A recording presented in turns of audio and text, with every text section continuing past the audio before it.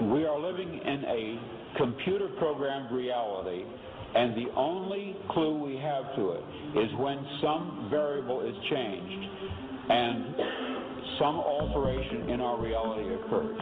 We would have the overwhelming impression that we were reliving the present, déjà vu, perhaps in precisely the same way, hearing the same words, saying the same words. I submit that these impressions are valid and significant, and I will even say this: such an impression is a clue that at some past time point a variable was changed, reprogrammed as it were, and that because of this an alternative world branched off.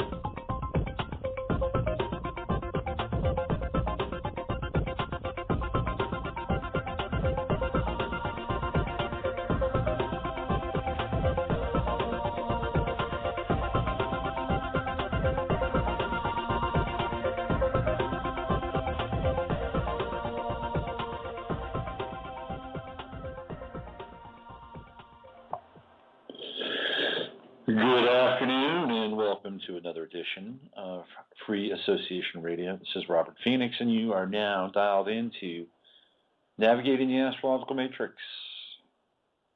And over the course of the next 90 minutes, we'll be looking at aspects that are currently taking place and will take place in the outer and inner skies of your life.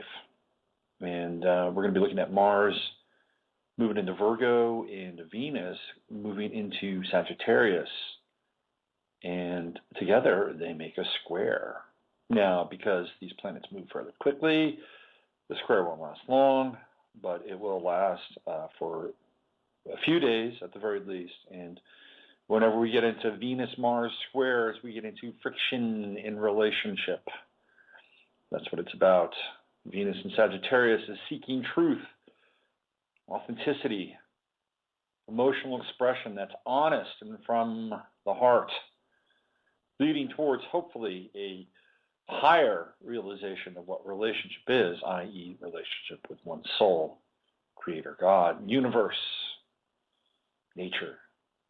Mars in Virgo is all about the details, and more details. Mars in Virgo is actually pretty anal. I hate to say it, but it is. There's a TV show called Monk. Have you guys ever seen that show, Monk?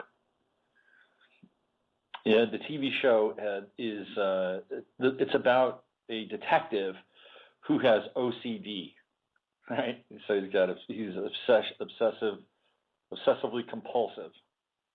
And the actor is played by Tony Shalhoub. And if I am not mistaken, Mr. Shalhoub, I noticed this about a week or so ago when I was looking at birthdays. And Tony Shalhoub, I believe, has Mars and Venus in Virgo. He's born October 9th, so he just had a birthday. Let me see if I can find this. Hold on. Tony Shalhoub. Let's go to the birth chart. I'm just winging it here. Here we go. Astro theme. You can always count on Astro theme. They've got everybody, even if they don't have their rising signs. You can find out stuff. So let's see. Mr. Shalhoub happens to have Mars and Venus in Virgo, and they're conjunct by 3 degrees, and they're in the second house, which is all about, security and the material world, So him playing an obsessively compulsive detective would not be a stretch. It would not be a stretch for him because of the Mars-Venus conjunction. Here we have astrology kind of getting played out in television, or the media, or cinema. It's actually pretty fascinating. So Mars in Virgo is all about crossing T's and dotting I's and making sure you do it over and over again. And it's not a bad thing to be in right now because we're about to go into Mercury retrograde on the 21st, which is next week. So Mars in Virgo, think of it as a prophylactic for Mercury retrograde. It should be very interesting to kind of understand and look at and experience. I would say if you're going to have kind of a safeguard against Mercury retrograde, it might as well be Mars in Virgo. So one of the things that we try to do here with these transits is we try to take advantage of them and bring them into our lives, right? People think that transits are these temporary kinds of experiences. There are windows that are open and then they close, both negatively and positively. Well, that's one way of looking at it. But transits are also a way for you to integrate the aspect into your own life and ground it in a way so that when the transit is over, the impact of the transit has taken place.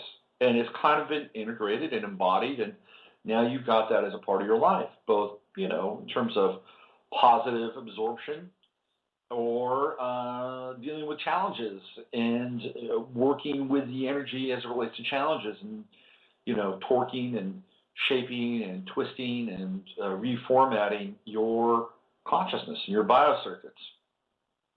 So what does that mean with Mars and Virgo? Well, it means that a lot of people are going to become very health conscious over the course of the next few weeks, right? They're going to be really, really health conscious. So there's going to be a focus on the body, a big focus on the body. And as we move up in the next couple of weeks as well, Mars will begin to trine, transiting Pluto. So there's going to be a Mars-Pluto trine. And that could bode very well if you are looking to reassess your finances. If you want to do a budget, if you want to get really clear about a budget, if you want to hack things away that are non-essentials in your life, Mars and Virgo is your friend. Mars and Virgo trining Pluto in Capricorn will give you the impetus to deal with financial minutia, taxes. If you haven't filed taxes, you've got back taxes, Mars and Virgo is a great time to do it, especially during the Mercury retrograde. That's a perfect example of using Mercury retrograde to your advantage, to go back in time, to refile, to reclaim.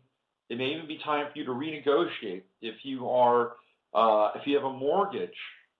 Now, people say that it's not a great time to sign deals or do contracts during Mercury retrograde.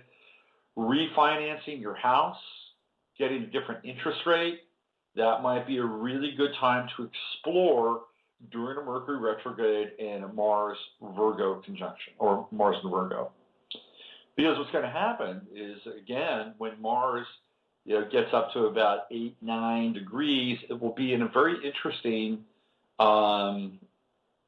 a sort of series of mutual receptions with Saturn in Scorpio and Pluto in Capricorn. Now, for the big picture, right, let's say we're talking shutdown, we're talking economy, we're talking the charade and the illusion that is the world economy and the American economy. But let's just, for the sake of consensual reality, agreement on consensual reality, that these things actually exist, that they matter, that all these zeros and ones that are just really agreements, that's all it is. These are just agreements. There's nothing backing anything, okay, with the exception of me and you and our resources. But other than that, it's just zeros and ones. It's the economy of the matrix, really, when you boil it right down to its essence, zeros and ones. In fact, right now as you speak, or as I speak, and you sit there and listen to me, whether you're doing it live or in a tape delay podcast version, zeros and ones, millions of dollars are going right through you right now. Wireless transactions all over the place, all over the planet, crisscrossing, careening, crashing into one another.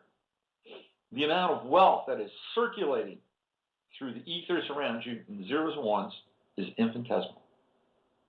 Truly, because it's happening constantly. Now, they may say, oh, it's a secure server and it's going through fiber optic lines and all that stuff. Yeah, that's true, but I'm telling you, there's lots of satellites involved. There's lots of pinging the signals. The economy is in the air, and it's all around you. And isn't that an irony? There are literally millions of dollars in zeros and ones floating through the air. But let's just say, for the sake of agreement, that this thing is real, that if there is a shutdown, that bad things happen, there's a global economic default, there's a potential reset. Who knows where that goes? It could get very ugly. We don't really necessarily want to go there, but if we have to go there, people can get very angry. Very, very angry on both sides of the ledger sheet, since we're using all these economic kind of metaphors. We could have, class riots, money riots, food riots. We saw last week that there was a shutdown of EBT. It was only on Saturday, but in 17 states, people used their little EBT cards, and they were rejected. Now, the people that run the EBT are Xerox, of all people. It's fascinating. When we look at Pluto and Capricorn, and it hasn't been in Capricorn. Pluto hasn't been in Capricorn for that long, and it seems like it. I mean, I think Pluto and Capricorn has been torture. I don't know about you, but I think it's been kind of torture for everybody. But Pluto went into Capricorn in 2009. So what are we, 2013? 2014 is when it went in. So, it went in, I believe, January, February of 2009. So 2014 is only 5 years. 5 years of Pluto and Capricorn. And yet, during those 5 years, things have changed so dramatically in terms of how the government and corporations have become stitched together, like a Frankenstein monster. They stitch this together, that together. You've got a beast. You've got a beast risen from the dead. The Frankenstein monster is. It's an assemblage of parts. And the Frankenstein monster is the assemblage of the corporocratic consciousness, where Monsanto wins a Nobel Prize. Yeah, that's right. Monsanto wins a Nobel Prize. Its contribution to the world of food. This is what we have here. It is elevating the absolute worst combination, where corporations decide that they want to be in the business of governing people, and governments decide that they want to be in the business of business. Hence, we have Obamacare, another iteration of Pluto and Capricorn. Well, Xerox, a third party, and third parties have been used for a number of years to be the interface between the government and the population. They perform certain tasks and functions and roles. They've done so ever since the New Deal, when corporations sprung out of the Depression. It's ironic that the entire notion of corporations came out of the Rooseveltian New Deal economic plan. So the one thing that creates a kind of proto-socialist layering to our culture and our society, and it wasn't bad in some ways. Created lots of roads and lots of dams, and some good stuff came out of it, right? The infrastructure. The FDA created the infrastructure for the country. But out of that also came corporations, which I've talked about before on the show. So it's kind of ironic that the one thing that the socialists despise and decry the most, the corporation, came out of kind of a embryonic genesis of a social program that, for all intents and purposes, really reflected socialism at that time in America, and really hasn't gone away. So we have this beast, this Pluto and Capricornian beast, and Xerox obviously in the middle between the United States the government of the United States, the Fed, and the government of the United States, the people. People seem to forget that we are the government. I know it's a radical notion. Probably put me on some list somewhere, but we are the government. That's a fact. So when the government shuts down these national parks, national monuments, or, one of their, agencies, who's really shutting it down? I mean, aren't we the government, theoretically? Question mark. Shouldn't we be the ones saying this is what we should shut down? No, these choices are being arbitrarily made for us.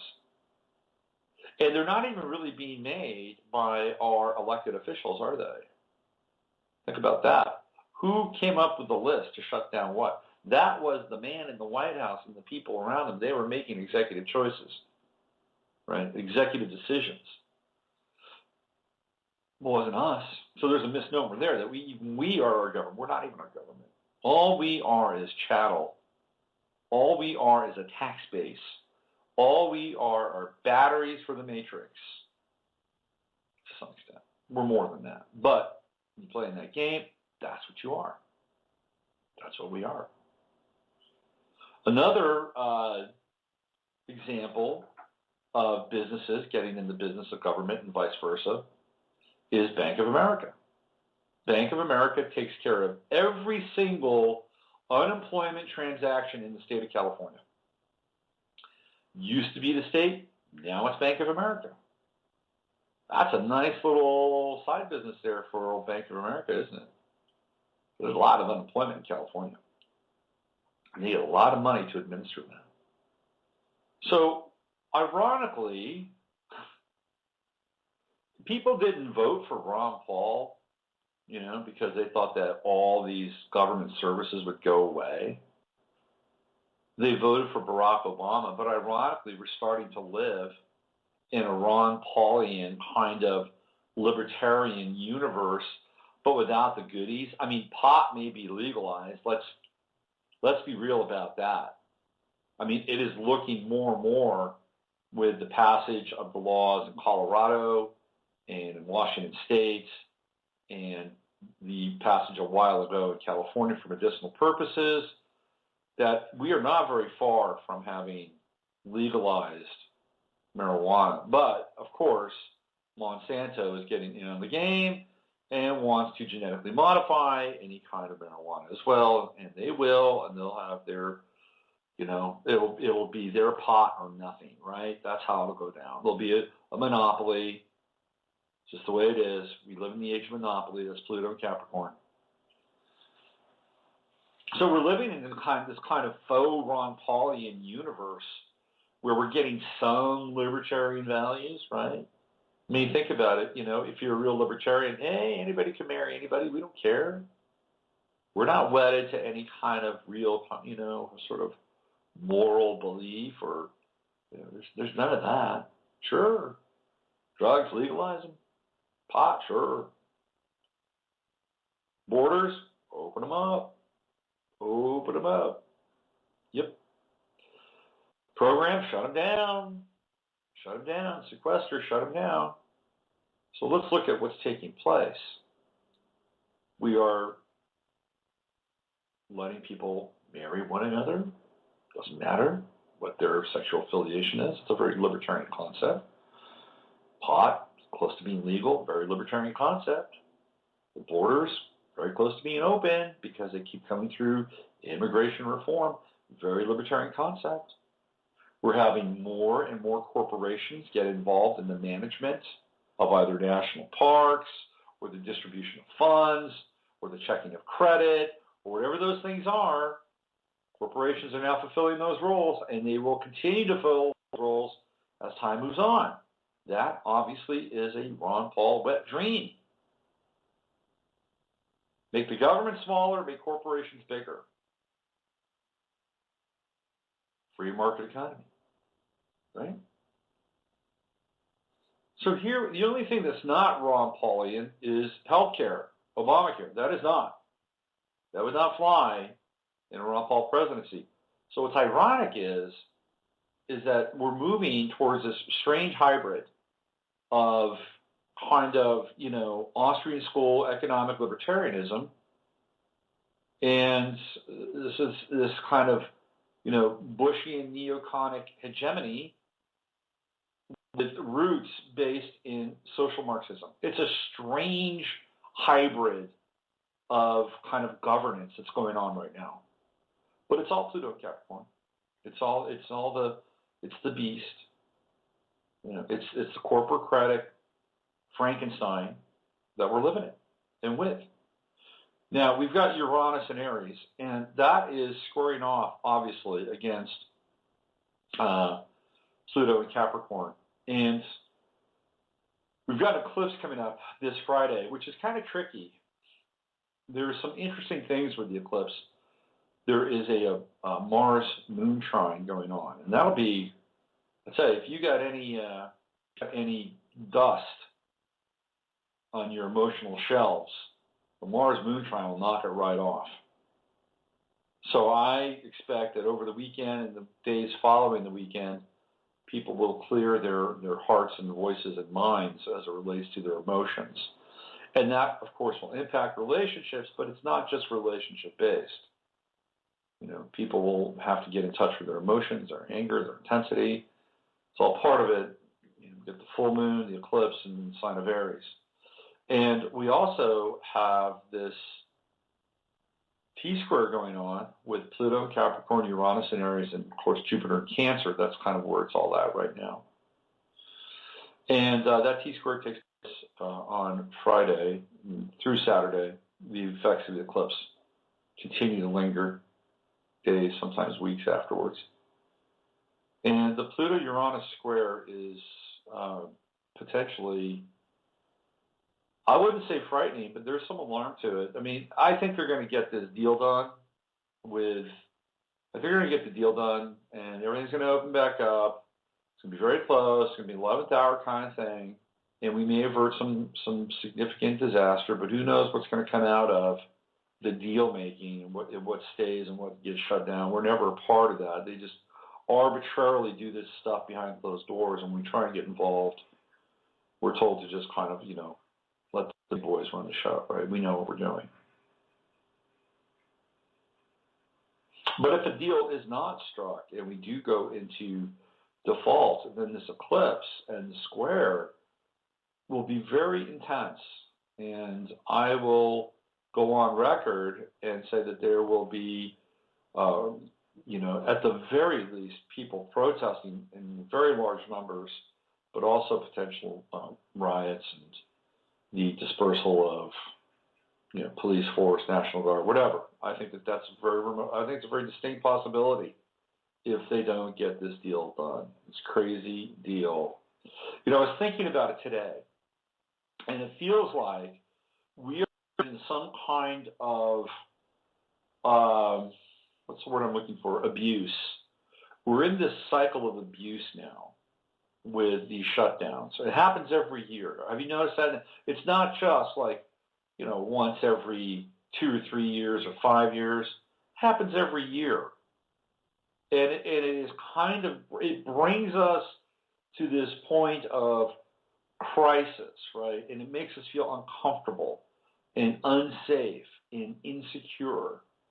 These are all just, they're all just shadow play of this world. But nonetheless, that's what happens, right?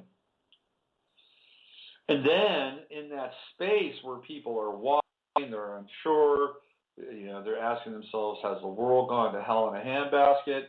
I just saw Miley Cyrus eating a very large cake, which looked like a giant penis. And they ask themselves, what is going on with this world? Which is true, by the way. I'm not making this up. The other day, she was at a birthday party for her boyfriend, Liam Henstridge. And the cake was an enormous penis with testicles. And of course, she was going right for it. Right for it. Miley Cyrus. God bless her. She's now become our id personified. Anyway, the whore of Babylon. That's what she's become. The whore of Babylon. So, was I? We've got this thing going on, right, with the shutdown. And if you look at something like the Babylon working, and for those of you who are not familiar with the Babylon working, it was a ritual that was done. It's one of the most famous rituals of the 20th century. Jack Parsons, L. Ron Hubbard, Jack Parsons' wife, took place over 3 days, and it was classic Crowley-esque magic, circles, hyperpentagrammic, occult magic. The idea with the Babylon working, and this is kind of the way, sort of Crowley sex magic works in general, is that the person that you're doing the ritual with, you keep them up over a period of time. Keep them up over 24, 48, 72 hours.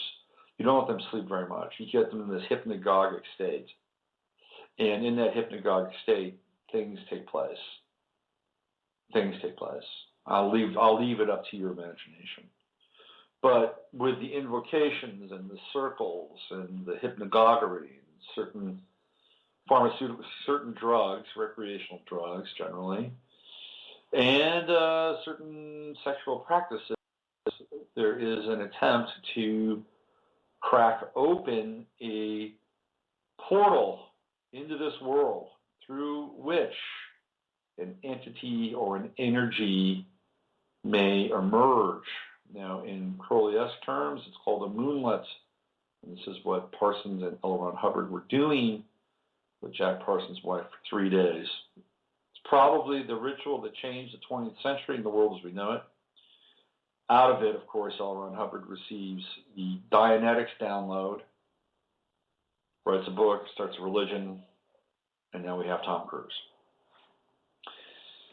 So the reason I'm sharing this with you is because I was thinking today, and these sort of trauma-based events, right, whether they're the Boston Marathon or Sandy Hook or Aurora or the shutdown, they're kind of like the same operation, the same psychic operation, which brings us to this crisis point. And it's like, and then solved. Moving on. So it's a trigger for all of us, but each time the trigger kind of goes deeper and wider and brings us to more, chaos and what's the word I'm looking for? Confusion, really. Confusion.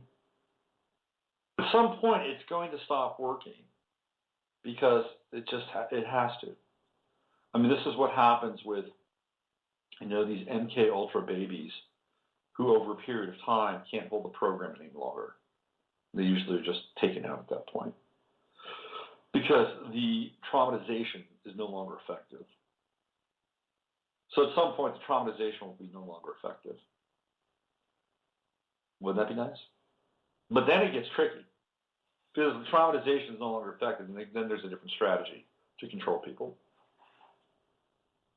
And then we're into end game strategies, because that's what happens. So Mars in Virgo, it's about self-health. Self-health. What is healthy for you?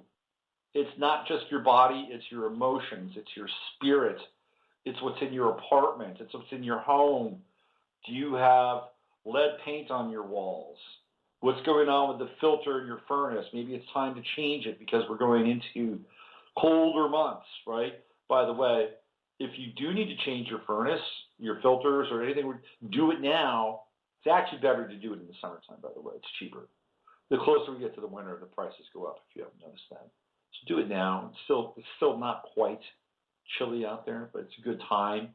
You get into like November and December, you call these guys out, they've got you. The toes, the toenails, the short hairs, to do it now. But anyway, that's where we are, Mars and Virgo. Take care of business. Bring it on home. Clean up your act. It's a good time. It's a very good time to do it. I'm feeling good today because Mars is getting close to my Pluto. That's nice, I think. And then I'll go into my 10th house and, I'll be unstoppable. Venus in Sagittarius is interesting because Venus in Sag is, again, getting to what's important about your relationships and speaking truth to power. You know, if you can speak truth to power without being overly critical through Mars and Virgo, you can really get a lot of clarity in terms of where you are with people that you love, right? The problem is that when we speak truth to power, we alienate people, and we can't necessarily bring them into our hearts and minds. And I'm guilty of that. I can be very sharp at times. So I have to work on that. I have to work on my compassionate communication skills. Okay, we have an hour left in the show. This is a new 90-minute deal I'm doing on Wednesdays because I have to be with my kid a little bit earlier in the day on Wednesdays. And I have to take care of business after the show. All right, let's open up the phones. If you want to call in and have your chart read from this crazy guy, 347-308-8995, 347-308-8995. You can call in. I'll look at your chart. We'll look at where Mars is in your chart, see what it's doing, see what it has to share with you, what it has to tell you, all that good stuff. Why don't I do this? I see Lanice there waiting on hold. Lanice, I want to get to you. I want to talk to you. Let me play some music first. What do I want to play? How about something? I could play some more Susan Deheen. Do you guys want to hear some more Susan Deheen? I think she's great. Let's play City of Leaves from Susan Deheen. Since we're in fall, right? We're in fall. Let's play City of Leaves. See if I can find it here. There it is. That's 6 minutes long. It's too long. I'm sorry. I can't do that. How about, why don't we do, should I play some Dane Rudger piano? That would be interesting, huh? Why don't we do this? This is a, see if I can find it here. I just saw it. Yeah, this is a really short piano piece by the American astrologer Dane Rudger. It's 2 minutes and 52 seconds. It'll give you something to listen to. And I'll be back, and I'll do some readings when it's over.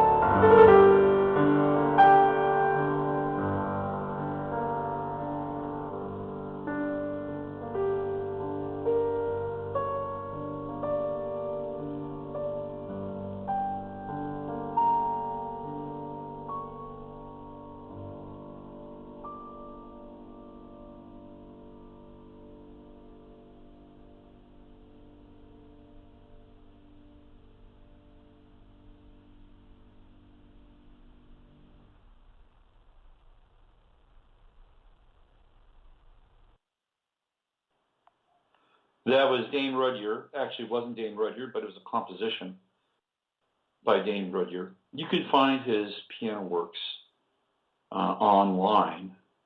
I believe that might have been, it's not Keith Jarrett. Keith Jarrett does the compositions of Gurdjieff.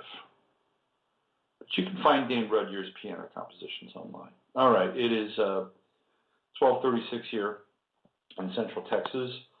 And we have, let's see, we've got something going on here about in the chat room about the Pleiades, about what influence Pleiades have on us, question mark, blah, blah, blah. What effect do the Pleiades have on us? I will answer this question to the best of my ability, okay? Everything in the universe is connected. It's all connected. It's all vibrations, all vibrational fields and frequencies. And the Pleiades, I think the most important effect that the Pleiades have on us is its relationship to secret societies, actually, and the symbolism of the Pleiades.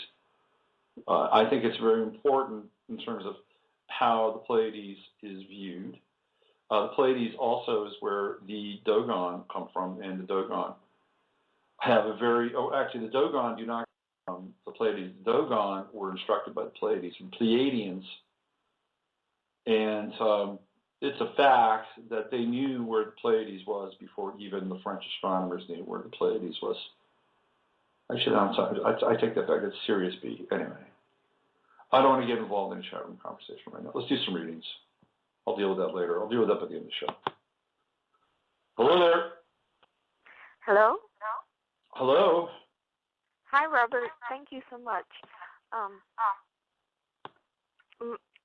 How are you today? I'm pretty good. I only got, let's see, how much sleep did I get last night?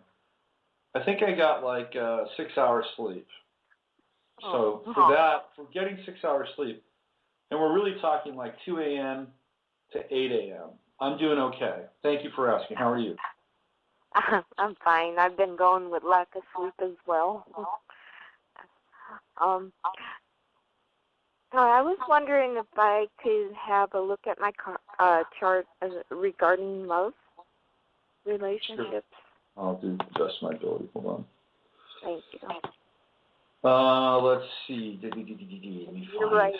I was listening to, we're living in a weird time.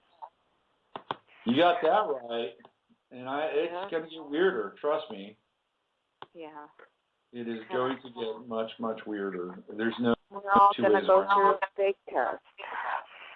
I mean, it's not like somebody's going to come out and say, hey, let's roll back the clock and make it, 1955 again. It's not going to happen. We are on the what is it? The ride of the wild toad ride, the wild ride of Mr. Toad. That's where we are right now. It's just it's out of control, really. All right, let's get your info here. Give me your stats. 6/29, 1960 at 4:16 in the morning. 6/29, 1960. Yeah, I believe it's 4:16 in the morning. 4:16 in the morning. And where were you born? Hazleton, Hazleton, PA. Yeah. Might have to go to Scranton, but I've read your chart before, haven't I? Yeah, you did. Scranton. Yeah, right there. And so you're back, and apparently whatever I said didn't really work out or turn out, so you're back for more to get. Yeah, there's different. No, what you said was pretty much good. But it was just that I'm just asking in the love department because. Love department. All right, here we go. Love. All right. When we look at love, we look at the 5th house and we look at the 7th house, right? So because the fifth house is amour, it's romance, it's creativity, and then the seventh house is relationship. Just one-on-one relationship. And so you have Sagittarius over there in the seventh, and you have Libra, big Y, fifth house of Libra. So love is certainly important, and partnering is very important. And the notion of a relationship is also important because that's where you have Jupiter and Sagittarius in the seventh house at 27 degrees, and it's part of a grand trine.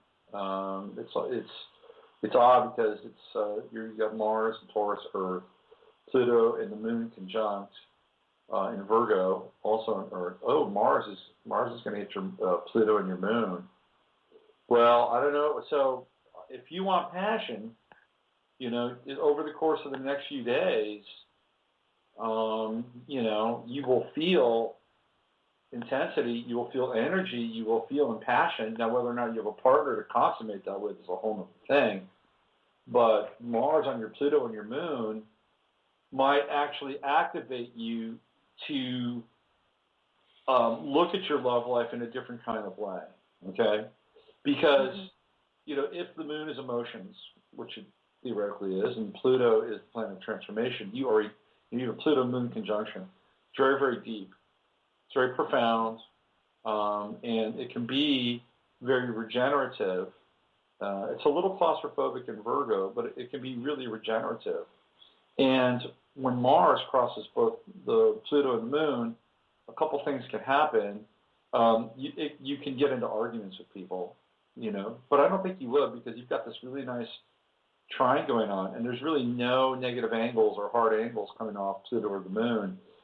So it would really be about like type of choices that you make. Who you bring into your life in terms of relationship. What kind of emotions do they come bearing with? Is it clean? Is it healthy for you?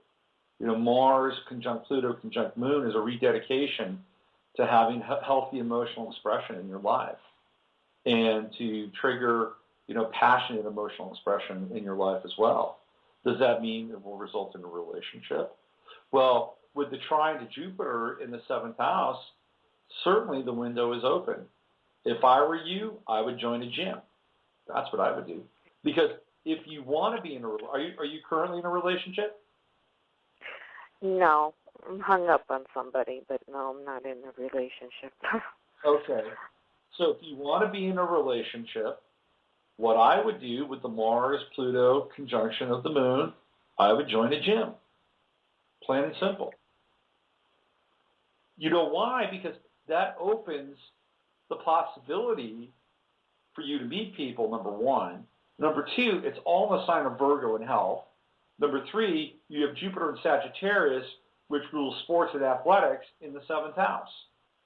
Number four, Jupiter trines Mars in Taurus, which is the planet of action, which is the planet of, will. And it's in Taurus, it's the body. So that's what I would do. That's my advice to you. Now, if it's not and it's about the person you're hung up on and will they come into your life and make things hunky-dory, happy ending, I don't know if I can predict that, but I will say this. That Mars crossing your Pluto and Mars crossing your Moon, I would eliminate any negative emotional influence in my life. That's what I would do. Okay. Now, the good news is, for you, again, if you take my advice and join the gym, it might actually happen. Venus is in Sagittarius, right? So it's in your sixth house right now, transiting your sixth house, house of health. Again, we're talking, the body, taking care of oneself. But it's going to be moving up into your seventh house before November, before the beginning of December. You want to catch that Venus, move it into your seventh house, move it into your conjunction with your Jupiter and Sagittarius. Open up the possibility. That's the best time for you for relationship. And the place or the way that you would do it would be in some place where you improve your health and or physical activity. Could be yoga, could be a gym. That's what I would suggest. Okay. All righty. Well, thank you. Well, you're welcome, and wish you luck with your your emotional endeavors. Okay. Oh, thank you, and have a great day. You too. Bye bye. Bye bye. All right. Let's get. Let's see. There's Lenise. Why don't we talk to Lenise? Let's see what she's up to. Hey, Lenise. Hi, Robert. How are you? I'm doing pretty good. How are you doing? Good. I don't know. You don't know? I don't know. Huh. No. Maybe we can examine that. How are things in Memphis? Everything's good. It's rainy here, and it's fall. I'm appreciating the fall weather, and it's not so hot and humid, so that's a plus. Are you guys? What's the prognostication for the Mississippi? Are you guys going to get a lot of water? Are they looking at any kind of like flood action over the course of the next couple of weeks or months? Well, I haven't heard anything about that, so I hope have not. a feeling that you guys are going to get some water. Really? That's right. Yeah, I think so. I think you're going to get some water. I was thinking about the Mississippi River the other day. I was walking. We had a flash flood here in Texas. Just a few miles from my house, and completely devastated my son's Little League field. And what's that? I said I saw that on Facebook. Yeah. Yeah. So I was walking around and I was just astounded by the damage in what water can do. Water is it's this profound force. And I have reoccurring water dreams, and I hadn't had one in a while. And about 2 months ago, I saw this wall. It was like a wall of water so tall that you couldn't even see the sky, and it was all water.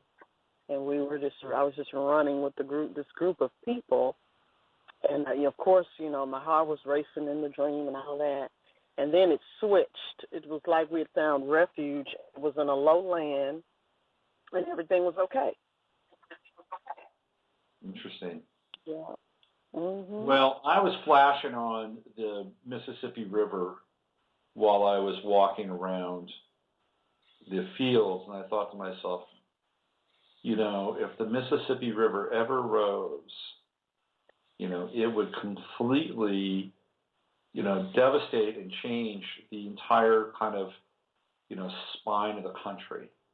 And so I was just curious because it definitely popped into my head while I was walking around and looking at that damage. So do you want me to look at your chart or anything? You just listening in? Yeah, you can look at it. That would be good. Cause like I said, I'm just at a point where I don't know what's going on. Now I may or may not have you in here. Let me just check. July 5th. Yeah, I'm gonna have to do it over again because I think I might have written over your chart. Hold on. Let's see. Okay, July 5th. Yes. Okay. And what year? 63. All right, 63. And the time? 9:56 a.m. 9:56 a.m. All right. Correct. Okay, and where? Memphis. Memphis, of course. City of Kings. You guys, I was on online today, and I was reading a story about the owner of the Grizzlies, this kid, Robert Parra. And he's like a multi-billionaire. He's like, 30, 35 years old or something like that. Anyway, a friend of mine in California knows him, knows his mother. And that's kind of an amazing story. All right, let's look at your chart here. In Virgo, you're gonna have a Mars return. So Mars now, Mars is on your Uranus at 2 degrees. That's not a bad thing because it's trining your moon. So you can get motivated. This would be a good time for you to make some changes around your home, actually. Either moving things around, redecorating, painting, maybe even moving. Could be a good time to move. But you don't have that much time with Mercury retrograde coming. But this could positively impact your home with the Mars trine to the moon. But I am doing that. I've been buying a lot of things lately and moving things around and adding and taking away. Oh, good. So I'm doing that. That's part of it. Mars in the 12th house is restlessness, real restlessness. And you really, let me just say this, you need to be careful over the course of the next few weeks because you're going to have a Mars. Most people have Pluto and Virgo, with the Mars-Pluto conjunction. It's pretty intense, but it's really kind of, checking in and seeing where we are with our purpose and are we living our lives, up to the Pluto and Virgo standards that we set for ourselves. But with Mars and Pluto both in the 12th house, you need to just be careful and make sure that, you are not taking any unnecessary risks in certain parts of town, getting other people angry. You gotta be cool with Mars on your Pluto in the 12th house. Just play it safe. Don't get angry. Use that intensity to make some deep, penetrating kind of psychological changes in your life, right? And you do that by, when Mars hits Pluto, it's about, saying yes or saying no. It's very clear. It's like, no, I will no longer do this. I choose not to do this, or I choose to do this. I want this to be a part of my life. So it's an activation point, but it's also something where you can just say no and have a clear line in the sand. And then you're going to have Mars in your ascendant, and then Mars on your Mars, and then Mars in your first house. But that's a wonderful time for you with self-actualization. You can get a lot done. You could even, if you wanted to, you could even explore the possibility of a new job during that time. You could put yourself out there, put your resume out there. If that's something you want to do or need to do, you can certainly do that. The Mercury retrograde, that's going to be taking place in your third and going back into your second house. It's going to cross back over Neptune in your chart. I don't see that as being terrible. It's just kind of, you might have some really interesting dreams over the course of the next few weeks. Powerful dreams, maybe even water dreams again because your Neptune's in Scorpio. And in your chart, Venus. Venus in Sag, that is going to be opposing your midheaven as it moves down towards your IC. And that's not necessarily bad, but you could see some conflict at that time between your work and any relationship in your life that calls for you to invest more time, spend more time, away from work or whatever it is you're doing. It'd also be a good time for you to. What's your love life like these days? Well, I had something going, but it's kind of fizzling out, so I don't know what's going on with that either. Yeah. Venus and Sagittarius going through your third and your fourth house could be interesting in that you might, run into contact with people or a man from another culture, another country. Could be, I'm having a vision of somebody from Africa, believe it or not. So, there could be the possibility of a new relationship coming into your life in and around your home. So, within probably about a 5-mile radius of where you live. If that's what you're into, if that's what you're looking for, because you've got your moon in Sag, so you're going to have a Venus-Moon conjunction. It is, again, really good for relationships, and relationships kind of popping up out of nowhere because you've got the Uranus trine to your moon. So with Venus coming into play, it could be the start of a new relationship just popping up kind of out of nowhere, but close to your home, within 5 to 10 miles. So that's a possibility if you're open to it, which is why I asked you about it. Yeah, I'm open to the right relationship coming in at any time now. Okay. Well, you can actually kind of intend that with Mars in your 12th house, but just, in Virgo. But just make sure you have the right intention and you clearly want the healthiest relationship available to you, right? Right. Yeah. Okay. Anything else? No, I think that's it. All right. I'm going to put you back on hold, so you take care and stay dry. Okay, you too, and thanks so much for your input. Bye, Denise. Bye.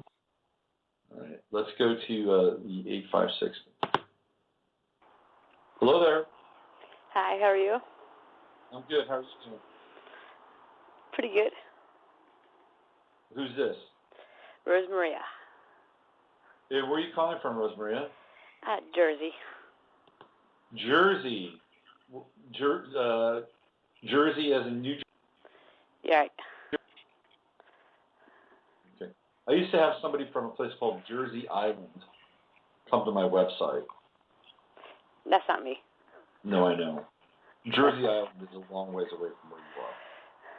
So, all right, let's Rosemaria, let's get into you here. What do you want to look at? Like the last call, the right relationship. When is that coming in my life? Because all my energy is cleared up and right attitude. All right. You're right then. You're right for a new reflection of the next iteration of Rosemary. When's your birthday? 12/31/74. 12/31. That's an interesting time to be born. What time was that? 7:30 in the morning. 7:30 in the morning. What a way to ring in the new year. And where was it? Camden, New Jersey.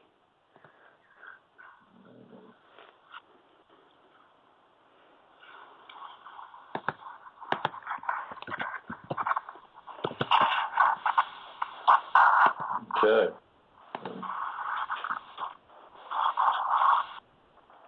Away we go. Okay, so in terms of relationships, you have the 5th house is in your chart is romance, right? Gemini's ruler of your 5th house. And Cancer is on the cusp of the 7th house. So Cancer rules your house of relationships. And, relationships for you can be quite rewarding and also quite challenging.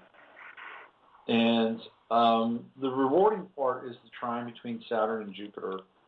And whenever you have a Saturn-Jupiter trine, it's kind of bringing the best of both worlds together with Saturn and Jupiter. Saturn brings kind of form and Jupiter brings expansion and opportunity. So the right relationship in your life you could really build something nice with the right relationship, right? You would have this form and structure of Saturn, and then you would have this expansive possibility with Jupiter in the 2nd. The right relationship would also bring you more personal wealth, by the way. So keep that in mind. But you have an opposition with Saturn to Mercury and Venus in the 1st house.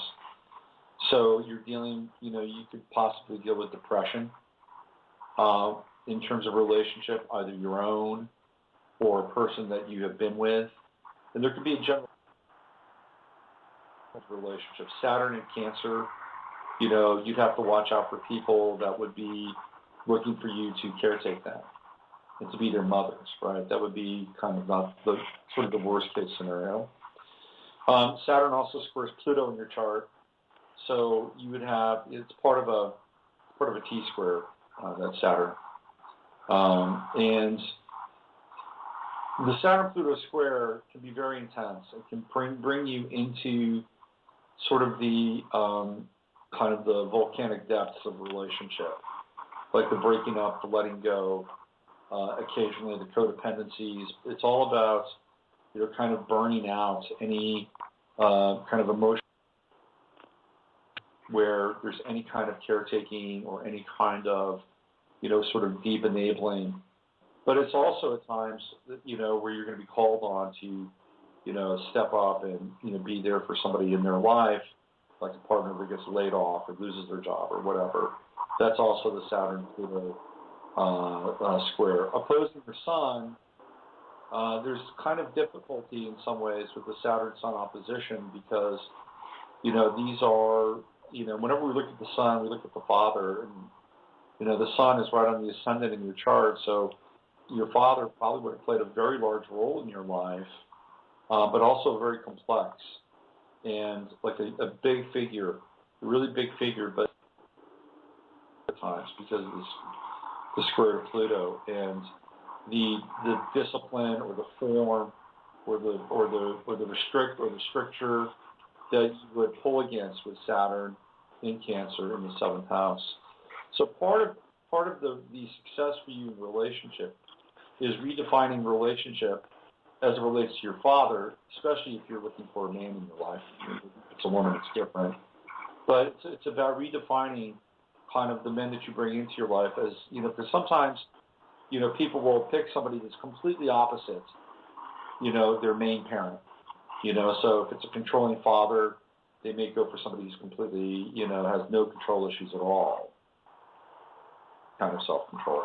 Or they can bounce back from that and go to the other side of the spectrum and get somebody who's uber controlling and then becomes a real reflection of the father. And sometimes they can be mixed up together, and over time the uncontrolling person becomes the controlling person. So really your success in relationship is about reformatting your relationship with your father. Now the good news is that Jupiter is going to be coming into your, it's actually there, it's in your 7th house.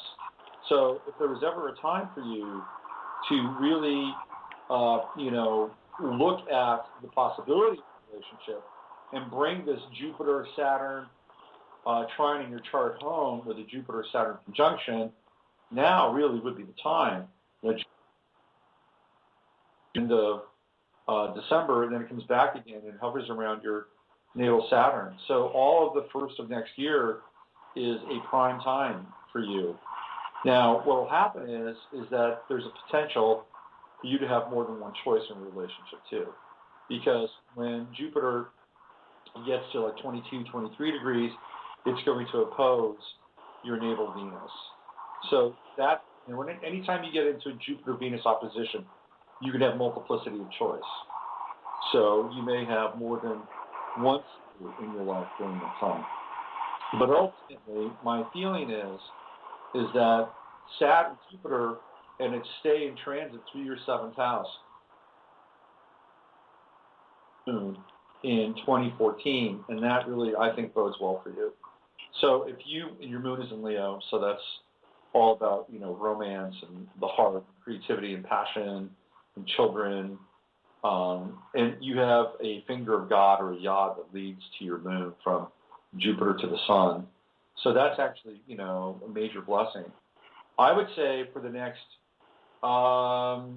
year and a half, that your prospect for relationships has never been better. Okay, and the one in January is the permanent one that I want for good. Yeah, January, Jupiter comes back around. So it'll be back in trine with your natal Jupiter in your chart, and that's opportunity, plain and simple. And I've seen it when Jupiter moves through the 7th house. That's when the greatest potential for relationship occurs.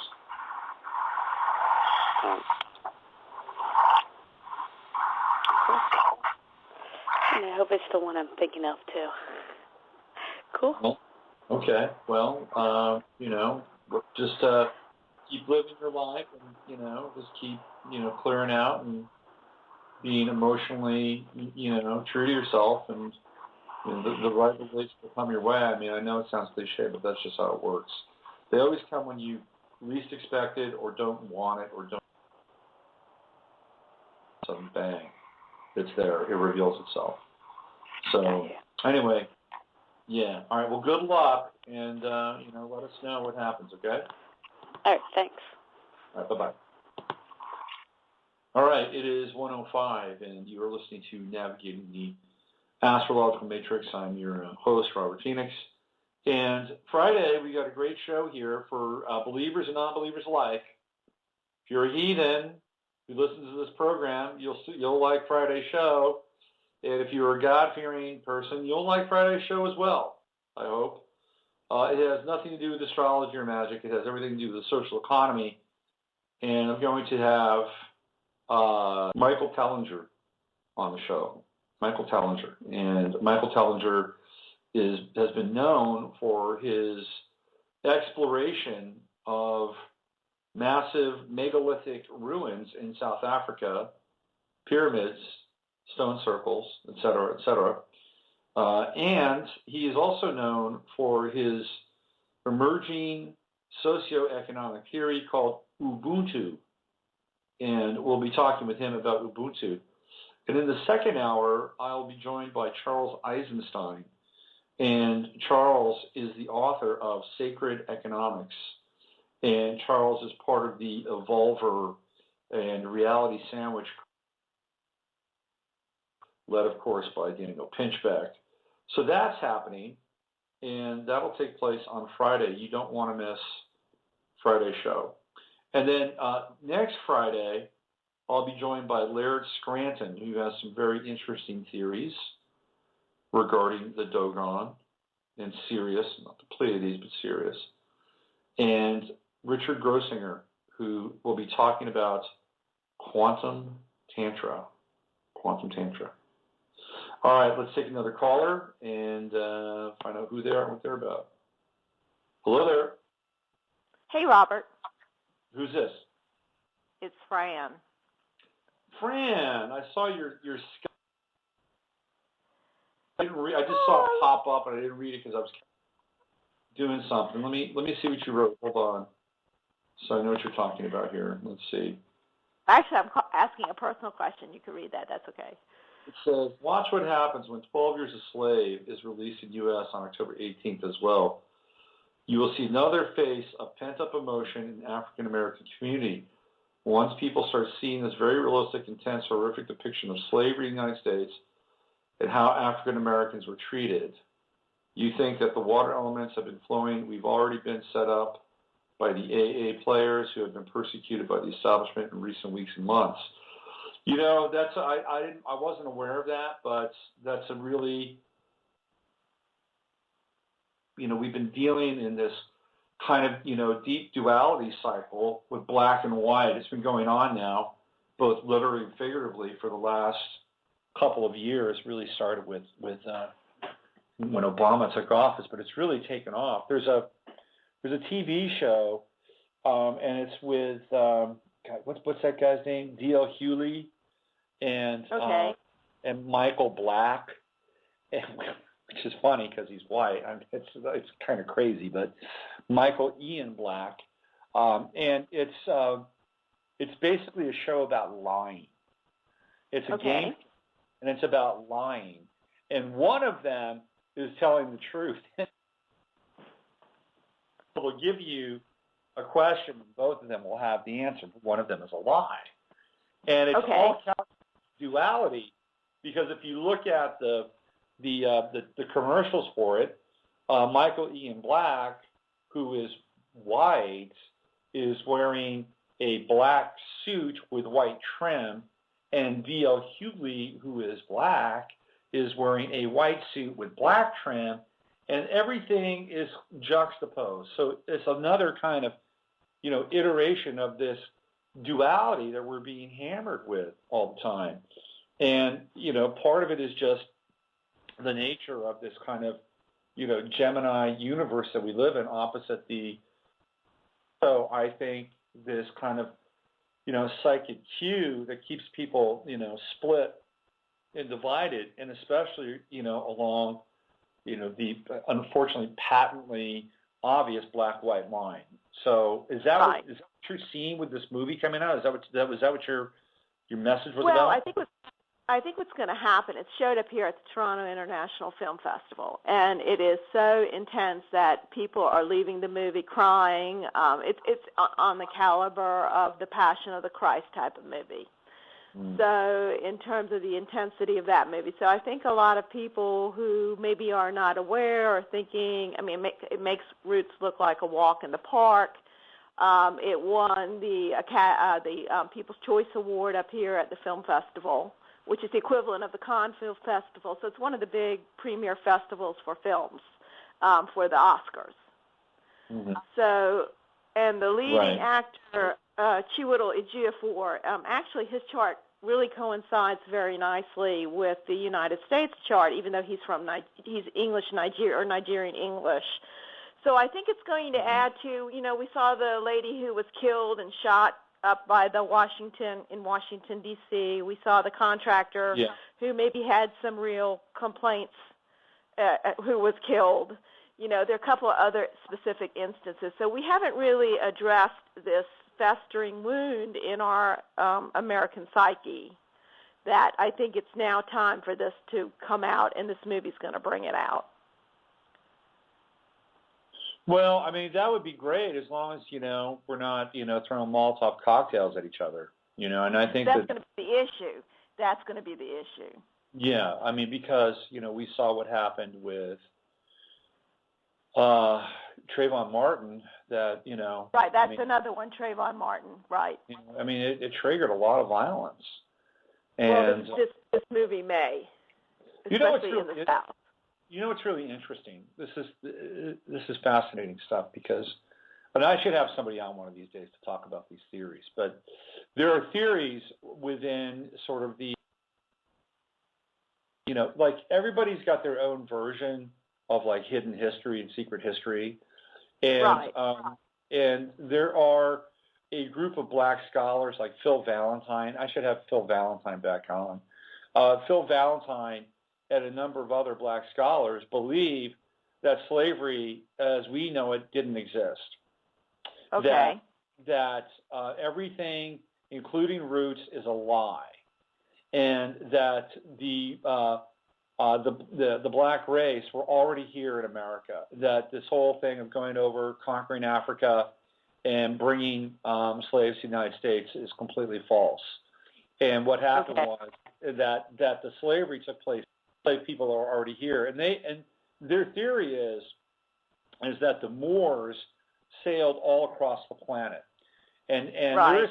there is some credence to this, by the way, because if you look at sort of the genetic kind of dispersal of groups around the planet, you've got people like the Maori, living in New Zealand, or you've got the Ainu living in, off the coast of Japan, and all displaying, sort of these kind of proto-Moorish traits, in their physiology, and even to some extent in their culture. And they claim that the smoking gun for them, and the Olmec, when you look at these massive stone faces of the Olmec, they clearly do not look like anybody who is, Mesoamerican. They just don't look like that. They look no, they don't. I do know that. They look like they played defense for the Green Bay Packers. Right.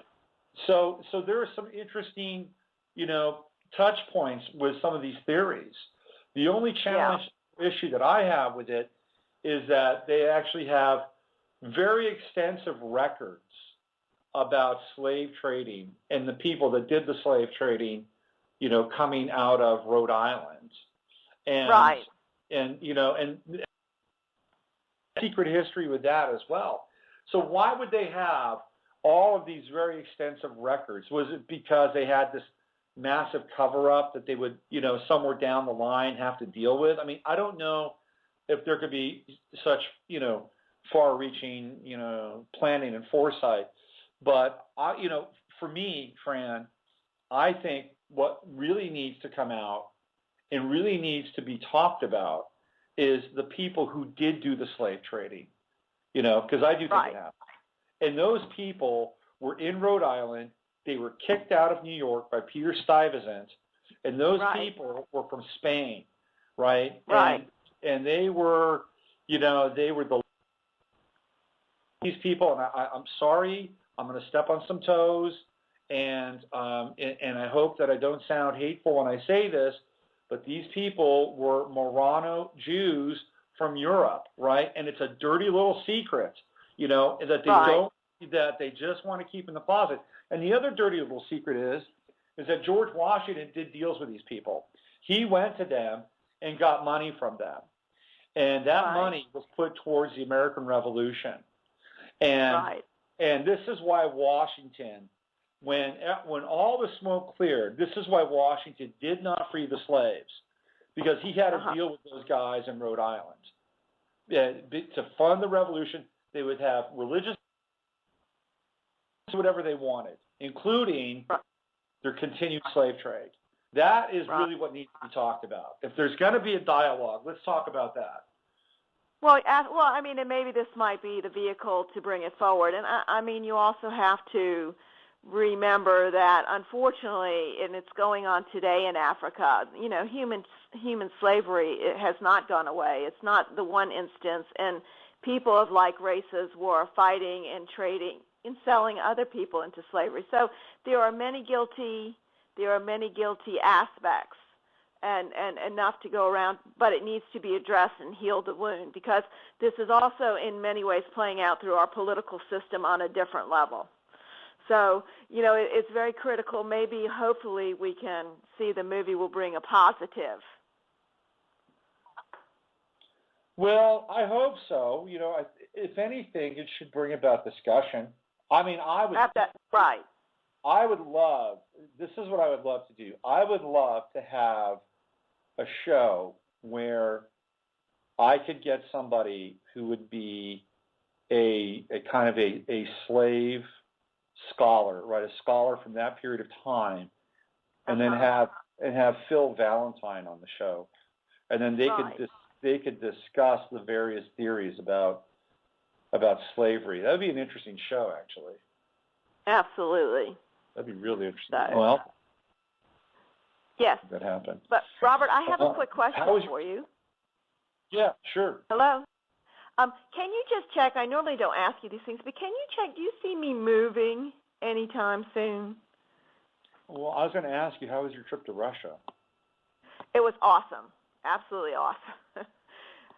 My chart actually coincides or syncs better with the Russian modern chart than the U.S. chart, but that's another story for another day. That's all the Capricorn, right? Yeah. Yeah. And Sag and all that, so. Yeah, it fits right in your fifth house. Yeah. I would certainly see the impetus to move with Venus moving in your fourth house. Okay, that's what I was thinking, too. Yeah.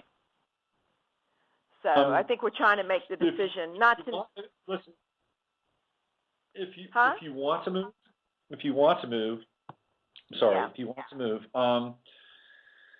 I would look at the right around the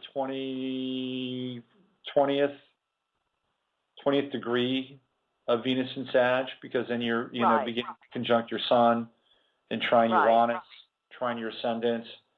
That would be the ideal time, but certainly there's the impetus to move with Venus down there in your fourth house. Well, that's what I thought. We're trying to make the decision, not necessarily to another country, but out of the current house that we ended up, unfortunately, having to get into a contract during a Mercury retrograde cycle. And no matter how I tried to get around it, I could only mitigate. And we've had nothing but, issues with this house. So. Mm-hmm. Well,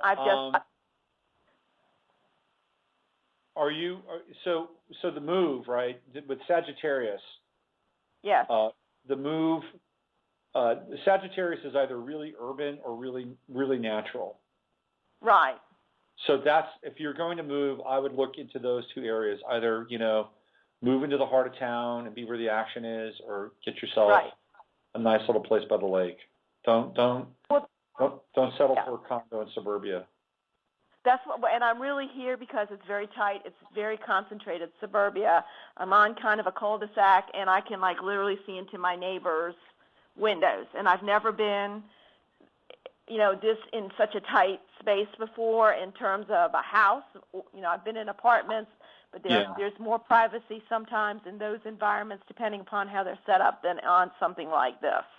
And the energy, we actually had flooding really bad. Toronto got hit this summer. It was like the worst flooding in 20 years, and so many people had to redo their basements. I think it was in July, actually. Really bad. I remember we that. had lots of flooding. Yeah. So I'm thinking of, trying to change, because the energy on this little cul-de-sac, a lot of it's stuck. And a lot of people have lived here, and it's like bouncing off I feel it and I see it. And a lot of these people have a lot of personal problems, and I think part of it is just the way the energy is stuck on this cul-de-sac with the concentration of houses and the flow. Right. Well, you're going to have Mars in your first house, so you're going to have a lot of energy at your disposal, right? Right, and right. You've got Mercury retrograde coming up in Scorpio, so that may give you the ability to untangle some of those knots in terms of your contract, because that's when it started. Right. Yeah. So. All right. But anyway, I'll catch up with you. I just wanted to say hi and kind of follow up with that note that I sent you to see what's going to happen on the 18th going forward, too. I think that's going to be a really interesting kind of socio-cultural piece in the U.S. All right. Well, thanks for the heads up, Fran, and I'll catch up with you offline, okay? Okay. All right, Robert. Take care. All right. Bye. That is our good friend Fran, all the way from the Great White North. And you are listening to Navigating the Astrological Matrix. I'm Robert Phoenix. We have exactly 7 minutes and 31 seconds, 29 seconds, 28 seconds, 27 seconds left in today's show. And when it's over, I will go about my business and do my day. I'm trying to think if there's anything else I want to share with you today. If you haven't found me on GaiaMTV, I am on GaiaMTV. Go to GaiaMTV.com. I've done 2 shows, one on the baby boomers and one on the millennials. I'm working on my own show right now. Together here, and I'm getting there. I'm getting there. Hopefully, we'll launch it in November. That'll be the 11th house on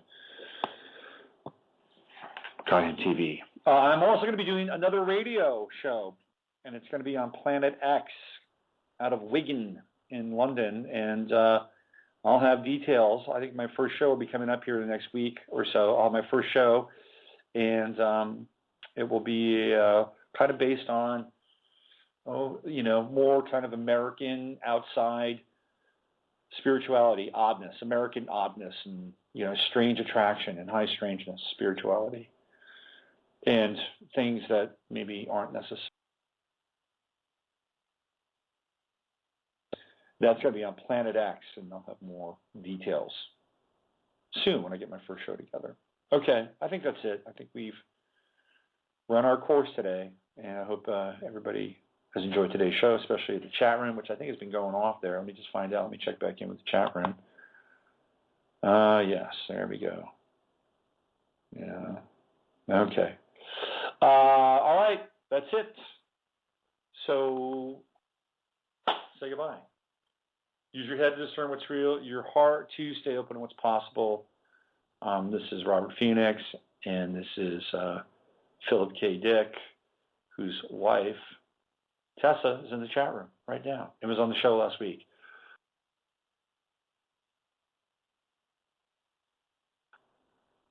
Charles Eisenstein. We are living in a computer-programmed reality, and the only clue we have to it is when some variable is changed and some alteration in our reality occurs. We would have the overwhelming impression that we were reliving the present, déjà vu, perhaps in precisely the same way, hearing the same words, saying the same words. I submit that these impressions are valid and significant, and I will even say this: such an impression is a clue that at some past time point a variable was changed, reprogrammed as it were, and that because of this an alternative world branched off.